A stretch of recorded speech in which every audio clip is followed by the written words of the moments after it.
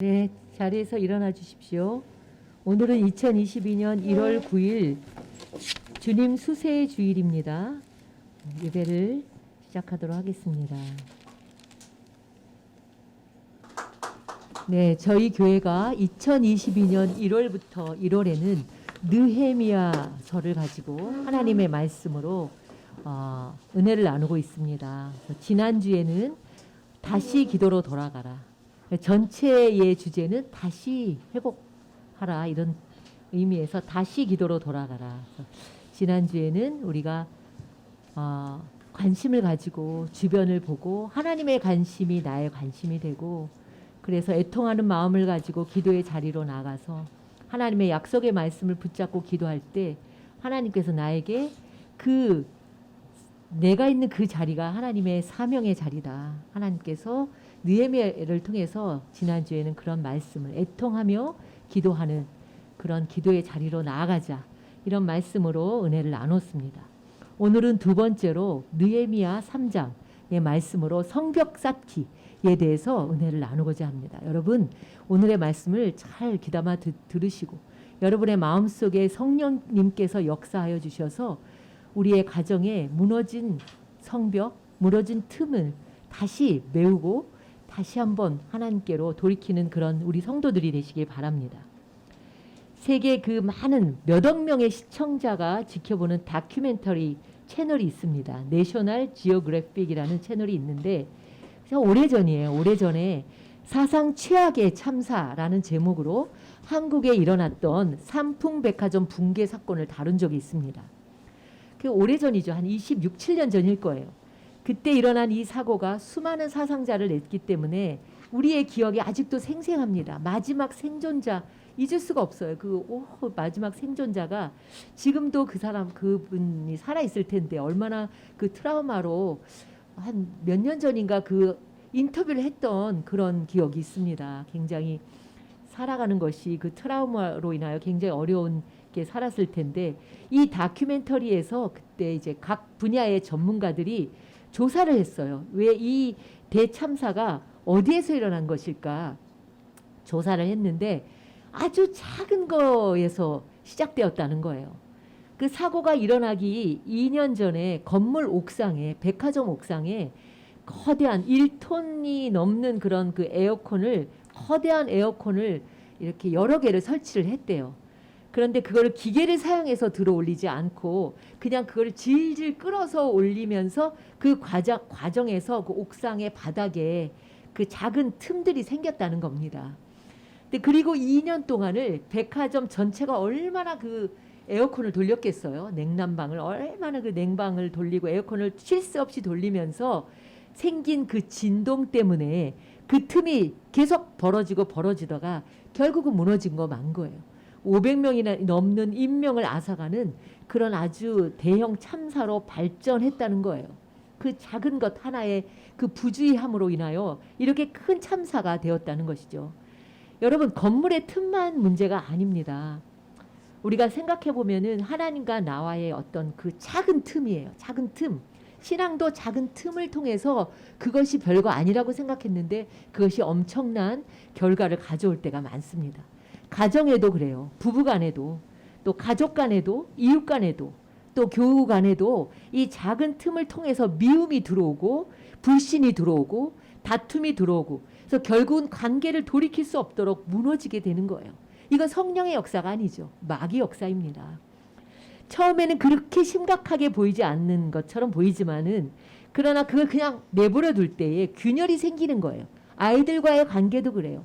아이들에게도 조금 잘못했을 때 그것을 그냥 방치하면은 그것에서 이제 아이들의 그것이 굉장히 큰 그 어려움이 오는 것을 우리가 많이 볼 수 있습니다. 그래서 우리가 작은 오해와 미움과 상처들이 있을 때 그걸 빨리 해결해야 되죠. 그래서 분을 품어도 해가 질 때까지 분을 품지 말라고 예수님께서 말씀하시잖아요. 다 이유가 있는 거예요. 그 분이 분으로 끝나는 게 아니죠. 그것이 점점 내 안에서 자라나서 그것이 틈이 뭐예요? 나중에 메꿀 수 없는 구멍이 되고 결국은 그 관계가 무너지는 경우까지 생기기 때문에 예수님께서 분을 품 때 해가 지기 전에 그 화해하라고 이렇게 말씀하시는 거예요. 우리 사회는 지금 보이지 않지만 사회 전반에 걸쳐서 너무나 많이 허물어져 가고 있습니다. 점점 개인주의화되고 이기적이 되어가고 있고 가정들도 너무 많이 무너져 가고 있습니다. 그리스도인들마저도 그렇죠. 그런데 우리가 이렇게 살아갈 때 언제나 생각해야 되는 게 자기 생각 속에 갇히면 안 돼. 자기 생각 속에 갇히고 자기만의 문제 속에 고립되어 살아가면 답이 없습니다. 어떤 생각, 자기만 생각하고 내가 옳다고 생각하면 절대 답이 없는 거예요. 그거를 내려놔야 되는 거죠. 우리 사회가 과거보다 모든 생활이 나아졌어요. 먹고 사는 건 참 좋아졌죠. 그러나 제가 보면은 마음의 문제는 훨씬 더 복잡해지고 다양해지고 많아졌다는 거예요. 더군다나 그리스도인들은 이 영적인 문제, 영혼의 문제가 굉장히 그 영혼의 문제가 해결되지 않으면 절대로 모든 게 다른 문제가 해결돼도 행복하지 않은 게 그리스도인인 거예요. 하나님의 영광이 떠나버린 나라, 하나님의 영광이 떠나버린 교회, 하나님의 영이 떠나버린 가정, 그리고 하나님의 영광이 떠나버린 그 사람은요, 결국은 살아있지만 에스골 골짜기의 마른 뼈와 같은 것이죠. 우리는 무너진 우리의 마음의 성벽, 또 가정의 어떤 성벽, 교회의 성벽을 쌓는 일을 해야 합니다. 그것이 우리의 살 길이기 때문이에요. 느헤미야서가 너무나 중요합니다. 느헤미야서를 올 한 해 시작 벽두부터 이 느헤미야서를 참 하나님의 말씀을 우리가 함께 이 말씀으로 은혜를 나눈 건 우리에게 너무나 큰 은혜고 축복이라고 생각합니다. 이 느헤미야서는 하나님은 등장하지 않습니다. 그러나 느헤미야서는 사실 하나님의 보이지 않는 손이 움직이고 계시는 거예요. 우리 교회가 보이지 않아요. 그러나 하나님의 손이 여러분에게 하나님의 손이 움직이고 있는 거예요. 여러분의 마음을 하나님의 영이 지금도 만지고 계시는 것이죠. 근데 하나님의 손이 움직이도록 하는 것이 뭐냐면 바로 기도예요. 느헤미야의 기도로 하나님의 손이 움직인 것이죠. 애통해하며 기도하는 그 한 사람이 가정을 살립니다. 애통해하며 기도하는 그 한 사람이 교회를 살립니다. 애통해하며 기도하는 그 한 사람이 그 지역을 살리는 거예요. 그 사람이 하나님의 마음을 움직이고 하나님의 손을 움직이는 거예요. 사랑하는 성도 여러분, 여러분의 삶에 하나님의 손이 일하시도록 하려면 먼저 여러분의 마음에 애통하는 마음이 있어야 돼요.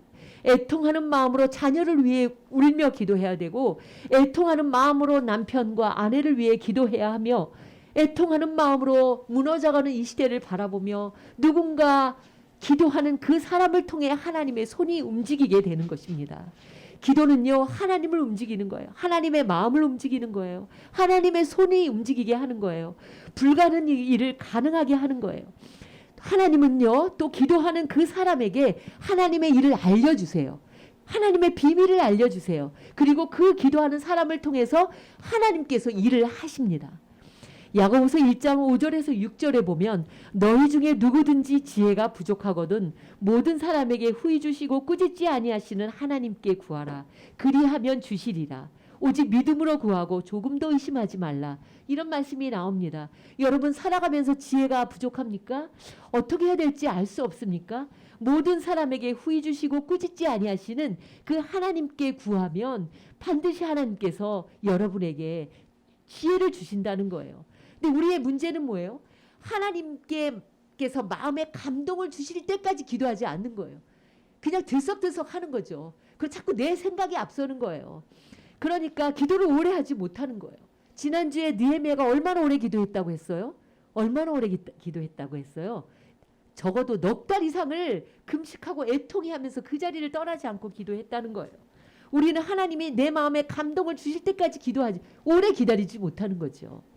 느헤미야는 기도하면서 뭘 깨달았냐면, 야, 이렇게 성전이 파괴되고 성벽이 파괴된 지가 정말 백몇십 년이나 지나도록 이렇게 폐허뿐인 예루살렘에 사람들이 살 수 없는 이유는 무엇일까? 왜 사람들이 성전이 재건되고 그래도 사람들이 살 수 없는 이유는 무엇일까?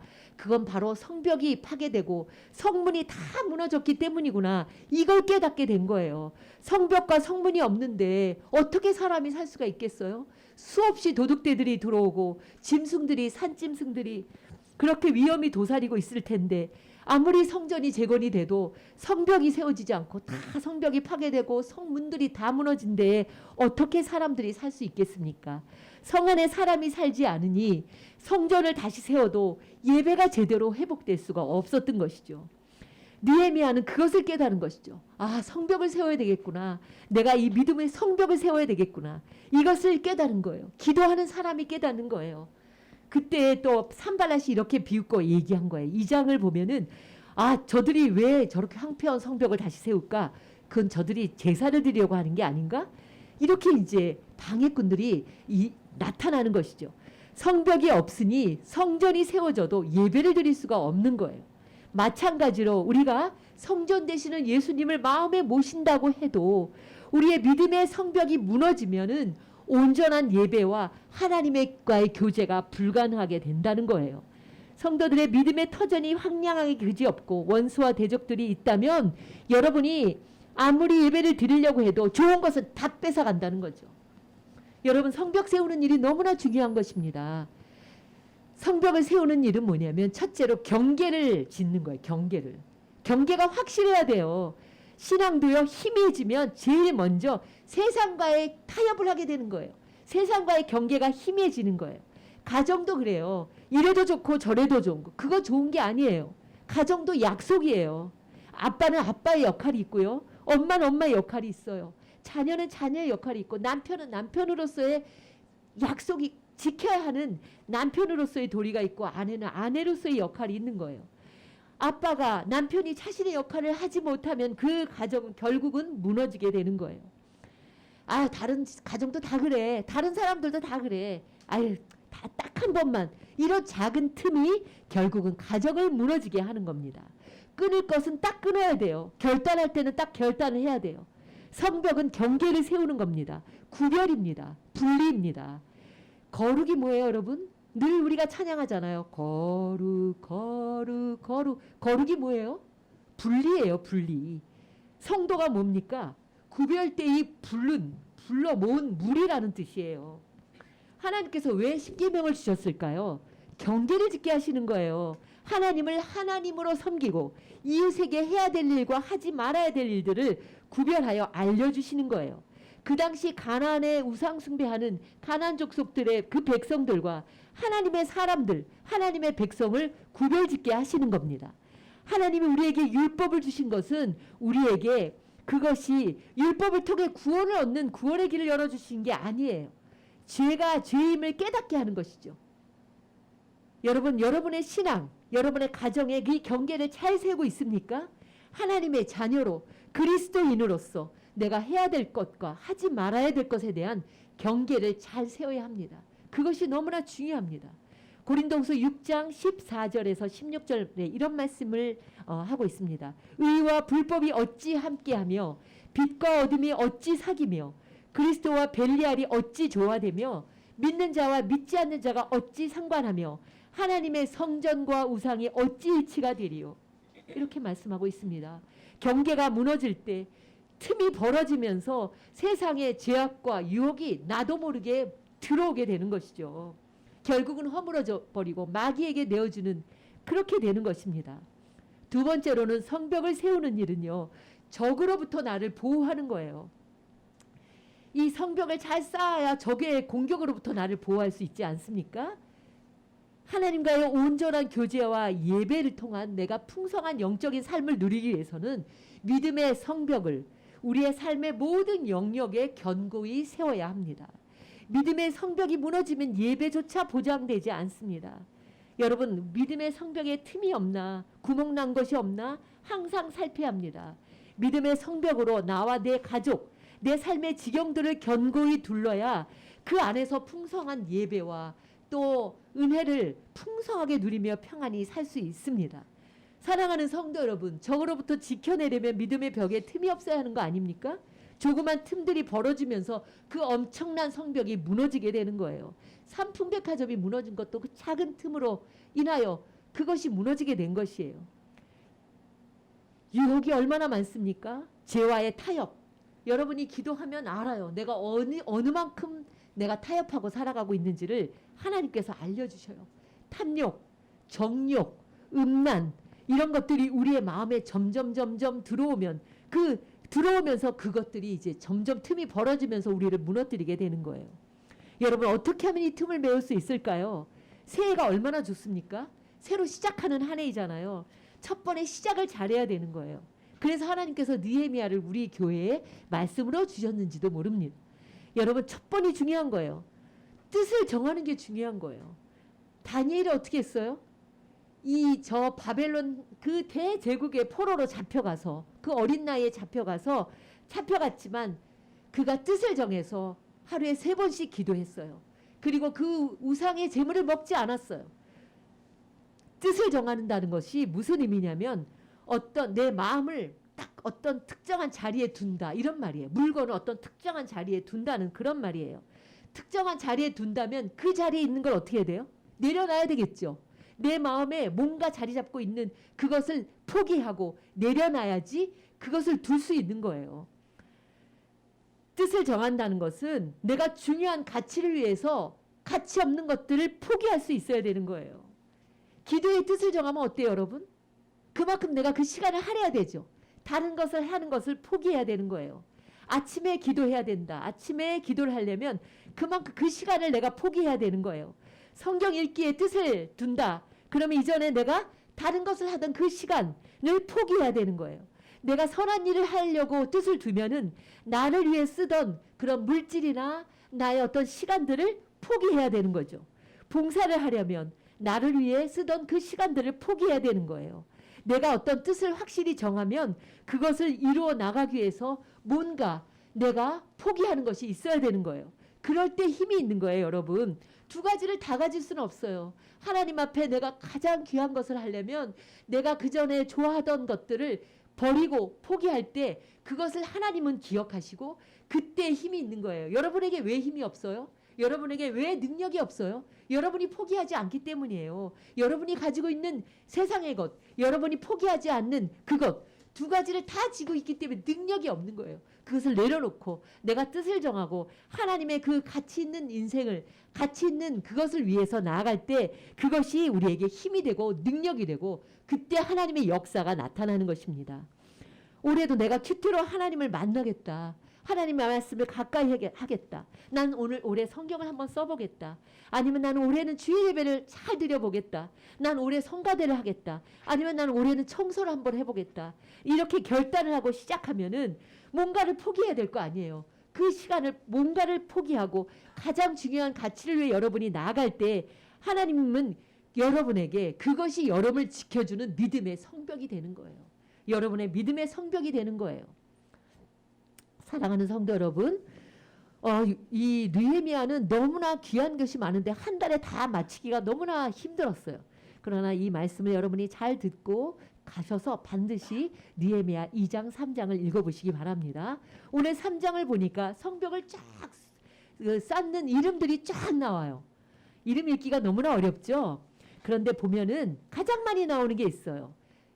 3장 10절, 23절, 28절에서 30절 계속 뭐가 나오냐면 자기 집 마주한 곳에 쌓도록 한 거예요. 느헤미야가 얼마나 지혜로운 거예요. 자기 집과 먼 곳이 아니라 자기 집 가까운 곳에 마주한 곳에 성벽을 쌓도록 했습니다. 성벽은 내가 쌓는 거예요. 누가 대신해 줄 수 없는 거예요. 그런데 가장 중요한 것은 내 집의 주변부터 무너진 내 집의 벽을 보수하는 것부터 시작해야 되는 거예요. 그것이 하나님의 나라를 세우는 일입니다. 제가 지난 교회 섬길 때에 그 가정 모임의 모토가 뭐였냐면 가정이 하나 무너지면 교회 하나 무너지는 거다. 가정을 세우는 것이 하나님의 교회를 세우는 것이다. 이런 모토로 제가 했던 적이 있습니다. 여러분, 가정이 하나 무너지면 교회 하나가 무너지는 것과 같아요. 가정이 하나 건강하게 세워지면 하나님의 교회 하나가 세워지는 것만큼의 귀한 것입니다. 내 집에 무너진 성벽, 혹시 무너진 틈은 없나? 그 틈을 통해서 우리의 자녀들에게 유혹이 들어오진 않나? 그 틈을 통해 우리의 남편에게 어떤 유혹이나 그런 것들이 들어오지 않나? 우리는 늘 살펴야 합니다. 그리고 그것을 기도하는 그 사람이 솔선해서 메우는 역할을 해야 합니다. 여러분 성벽 그림을 한번 보실까요? 야, 여기 성벽 그림을 보면은 성벽을 쭉 저 위에 북쪽에 동쪽에 가까운 양문에서 시작해서 한 바퀴 돌아서 양문까지 이렇게 성벽을 쌓고 문을 다시 이렇게 문짝을 달고 문을 이렇게 세웁니다. 자, 1절에 보니까 대제사장 엘리야십과 그 형제 제사장들이 일어나서 가장 먼저 저 양문을 한번 이렇게 그 마우스로 한번 보여주세요. 양문을 건축해요. 양문 여러분 보이세요? 자, 북동쪽 양문 보이세요? 양문을 건축하고 그리고 문짝을 달아요. 그리고 이제 성벽을 건축해서 하나님의 망대까지 이렇게 성벽을 건축합니다. 놀라운 일입니다. 가장 먼저 시작한 사람들이 누구라고요? 대제사장과 레위인들입니다. 제사를 집례하고 성전을 관리하는 사람들이 제일 먼저 팔을 걷어붙이고 성벽을 이렇게 건축하고 성문에 문짝을 다는 일을 제일 먼저 앞장선 것이라는 거예요. 여기에 양문은 그야말로 쉽게이트예요. 양의 문이에요. 양들이 들어오고 나가는 문이에요. 양문은 저 예루살렘 성벽의 북동쪽 모퉁이에 위치한 문으로 이 양들이 들어가고 나가는 문입니다. 이 양문 옆에 보면은 베데스다 연못이 있어요. 여러분 요한복음에 보면 베데스다 연못이 있어서 그 양문 곁에 그 38년 된 중풍병자가 등장하잖아요. 제사를 드릴 때 쓰이던 희생 제물들이 양과 염소잖아요. 이 베데스다 연못에서 씻은 다음에 양문을 통과해서 성전 안으로 들어간다는 것입니다. 사랑하는 성도 여러분, 무너진 양문을 다시 건축한다는 것은 무너진 제사를 회복한다는 의미가 있는 거예요. 오늘날로 말하면 무너진 예배를 다시 세우는 것을 의미합니다. 우리의 삶에 무너진 것 중에서 가장 먼저 쌓아야 되는 것이 뭐냐면 바로 예배의 성벽인 겁니다. 나의 삶에 가장 먼저 예배에 대한 회복이 이루어져야 합니다. 형식적인 예배, 억지로 드리는 예배, 드리다 안 드리다 하는 예배, 그 예배가 아니에요. 그건 예배가 무너진 거예요, 여러분. 예배에 목숨을 걸어야 돼요. 여러분, 예배 회복이 가장 중요한 기본입니다. 여러분의 삶 속에, 여러분의 가정에 이 예배의 성벽을 가장 먼저 보수하는 그런 성도들이 되시기를 바랍니다. 또 하나의 의미는 무엇이냐면 이 양은 뭐예요? 제사에 쓰이던 제물입니다. 신약에 와서는 이 양은 뭐예요? 어린 양이신 예수 그리스도를 의미합니다. 1절에 양문을 세우기 시작해서 맨 3장 32절에 맨 마지막에 보면은 양문의 그 성벽이 완성이 됩니다. 이건 뭐냐면 우리의 회복은 언제나 예수 그리스도로부터 시작해서 예수 그리스도로 맞춰야 되는 거예요. 다른 거에는 회복이 없습니다. 예수 그리스도로 시작해서 예수 그리스도로 맞춰야 하는 것입니다. 두 번째로는요. 정말 중요한 것들이 많은데 핵심 포인트는 뭐냐면 이 느헤미야 3장에는 다음은 빨간 거에 뭐라고 줄을 쳤어요 제가 여러분?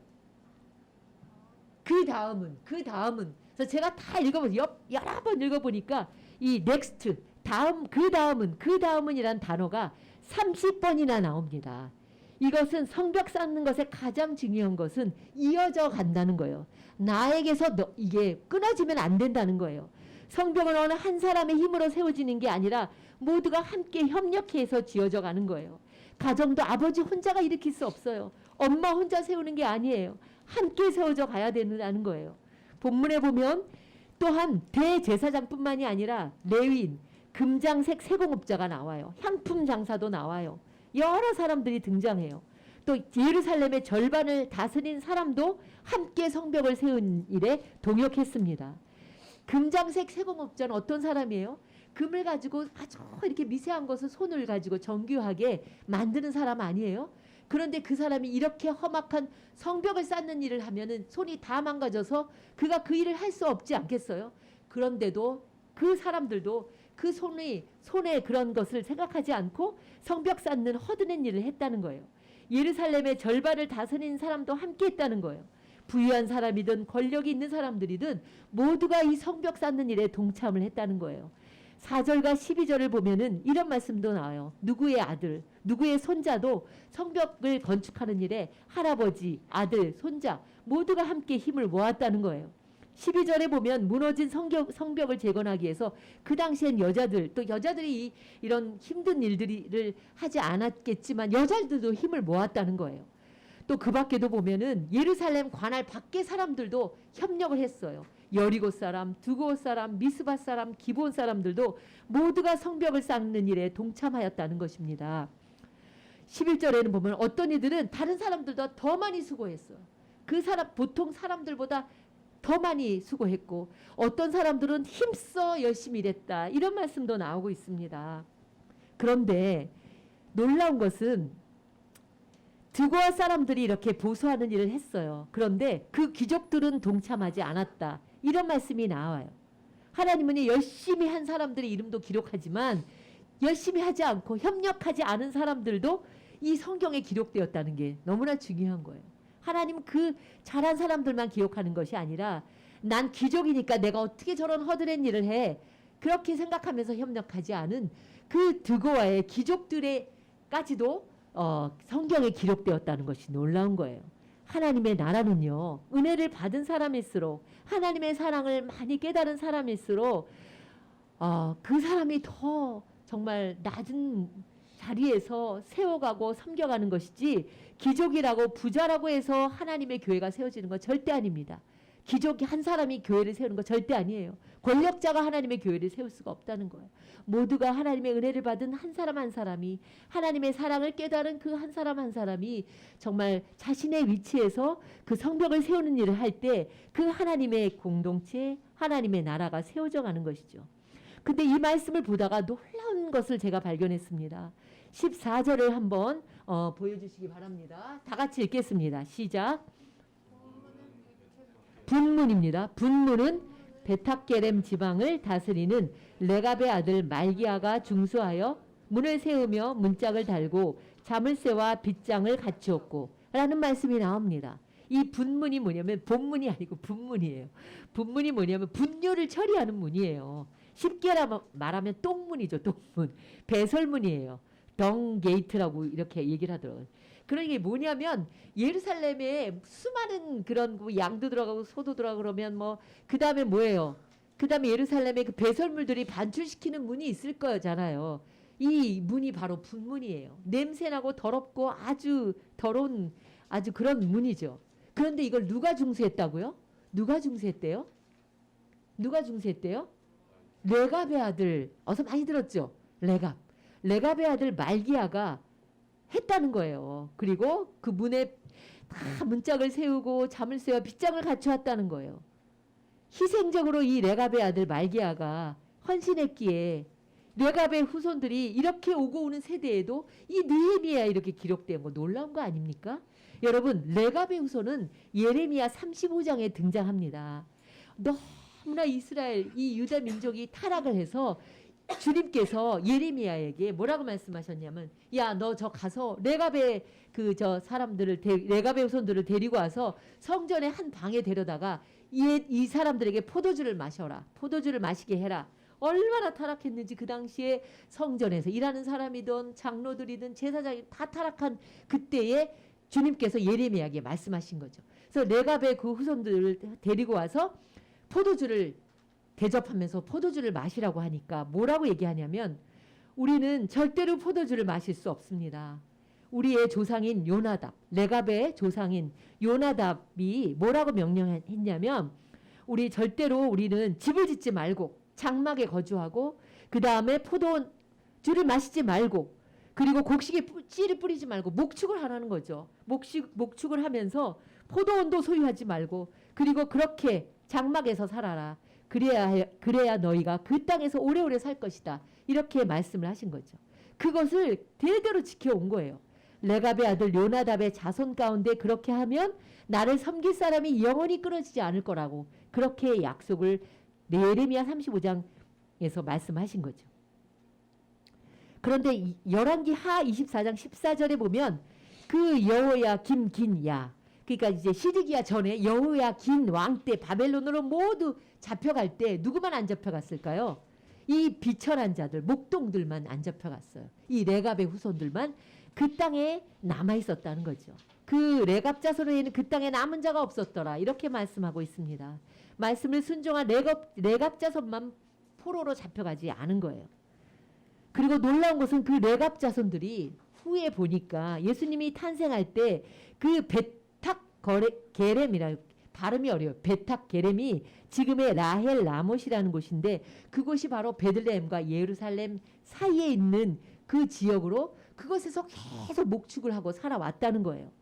조상적부터 그 말씀을 붙잡고 생활을 했기에 예수님이 탄생하셨을 때 천사들로부터 제일 먼저 그 목자에게 베들레헴의 그 예수님의 탄생의 소식을 제일 먼저 듣게 되는 축복을 받았다는 그런 말이 있습니다.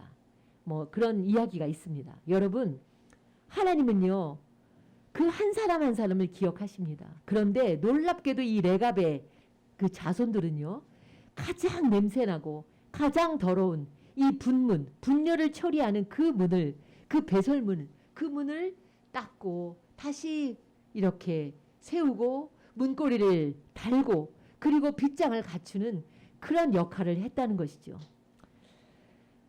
하나님은요 지금도 우리를 바라보고 계십니다. 자신이 맡은 곳에서 묵묵히 하나님의 나라와 하나님의 가정을 세워가는 그 사람 한 사람의 이름을 기록하시고 기억하십니다. 왜냐하면 그 일이 가장 가치 있고 보배로운 일이기 때문입니다. 여러분, 올해 한 해 여러분은 어떻게 살아가시겠습니까? 여러분에게 무너진 그 성벽, 그 무너진 틈을 메꾸는 일을 해야 합니다. 그걸 누가 합니까? 기도하는 여러분. 기도하는 그 한 사람이 그 일을 감당할 때 하나님께서는 그 사람을 통해서 하나님의 비밀을 알려주시고 또 하나님의 지혜를 가르쳐 주시고 그리고 또 그 여러분의 그 믿음의 성벽을 세우는 여러분의 그 인내와 헌신을 보시고 주님이 반드시 기억해 주신다는 것이죠. 허물어지고 무너진 곳을 세워가는 여러분의 이름을 기억하시고 반드시 하나님은 때가 되면 이렇게 오랜 수백 년이 지난 후에도 그 레갑의 후손들이 예수님의 그 탄생, 그 예수님 베들레헴에 예수님이 탄생하신 아기 예수님을 볼 수 있는 그런 축복을 하나님은 허락하신다는 거예요. 사랑하는 성도 여러분, 하나님은 반드시 상 주시는 이십니다. 여러분, 하나님이 상 주시는 이심을 믿어야 합니다. 히브리서 11장 6절에 보면 믿음이 없이는 하나님을 기쁘시게 하지 못하나니 하나님께 나아가는 자는 반드시 그가 계신 것과 자기를 찾는 자들에게 상 주시는 이심을 믿어야 합니다. 여러분 반드시 하나님은 상을 주십니다. 여러분이 하는 것 하나님은 다 기억하시는 거예요. 그래서 느헤미야는 어떻게 기도해요? 모든 느헤미야의 13장을 보면 느헤미야는 사람에게 받으려고 하지 않았어요. 언제나 뭐예요? 뒤를 돌아서서 모르겠어요. 내가 위를 보면서 하나님 이 일도 기억해 주십시오. 하나님께서 갚아 주십시오. 이렇게 기도했다는 거예요. 혹시 여러분에게 너무 오랫동안 이 무너진 성벽이 없습니까? 신앙의 틈이 없습니까? 가정에 너무나 오래 방치되어진 그런 틈이나 벽이 있지는 않습니까? 우리가 방치한 그 성벽을 다시 쌓는 것 너무나 많은 어려움이 있을 것입니다. 그러나 여러분 한 사람 한 사람이 느헤미야가 되어야 합니다. 그 무너진 것을 보면서 애통해하면서 주님께 기도하며 나아갈 때 하나님께서는 어떻게 그 벽을 세워야 하는지 어디가 얼만큼 틈이 벌어졌는지 그것을 어떻게 해야 되는지 여러분에게 마음의 감동을 주십니다. 2022년 우리는 다시 믿음의 성벽을 쌓아가십시다. 마음의 또한 무너진 성벽을 쌓아가십시다. 그리고 우리의 가정의 성벽, 우리의 공동체의 성벽을 쌓아가는 여러분이 되시기를 바랍니다. 예수님은 우리의 모퉁이 돌이에요. 우리 한 사람 한 사람이 예수 그리스도의 모퉁이 돌 되시는 예수 그리스도 안에서 튼튼한 성벽으로 세워져 가고 그것이 연결되어서 점점 우리의 가정이 우리의 공동체로 이 사회로 이렇게 든든한 성벽으로 연결되기를 바랍니다. 성벽을 세우는 일은 결국 나와 나의 가정과 내 자녀를 위한 것입니다. 믿음의 성벽을 굳게 세워서 하나님의 나라를 함께 세워가는 그런 기쁨과 은혜를 누리는 우리 사랑하는 시민인 교회 모든 성도들이 되시기를 주님의 이름으로 축원합니다. 기도하겠습니다. 사랑의 하나님, 우리로 하여금 그 악한 영으로부터 세상의 유혹으로부터 무뎌진 우리의 마음으로부터 다시 한번 믿음의 성벽을 잘 쌓아서 하나님이 주시는 그 은혜와 하나님이 주시는 복을 빼앗기지 않는 그래서 그 무한한 은혜를 누리는 성도들이 되게 하여 주시옵소서. 예수님의 이름으로 감사하며 기도드립니다. 아멘.